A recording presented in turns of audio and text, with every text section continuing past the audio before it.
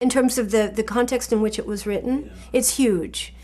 I think it's so important. I always try to, if I can, certainly, of course, I read a lot about what was happening in the composer's life at that time. I try to get a hold of the correspondence, the letters that were being written around the same time.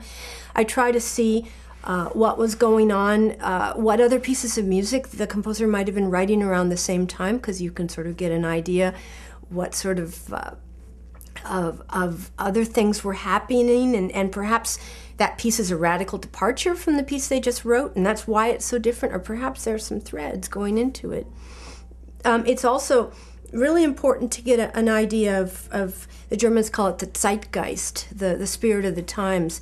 For instance, when Mozart wrote the Abduction from the Seraglio, Turkish music was the rage in Vienna at that time. This was actually, and it's ironic because it was not a long time after the Turks had invaded Vienna. And when the Turks invaded Vienna, this established some leftover things with the coffee houses and all those traditions. And around the time Mozart wrote the Abduction from the Seraglio, actually harem pants and big pointy shoes were big in fashion at the court. So this was actually very much of a cultural influence as well. And of course, Mozart got in a lot of trouble for writing this kind of racy theme. I mean, it's about harems and all these crazy things. So.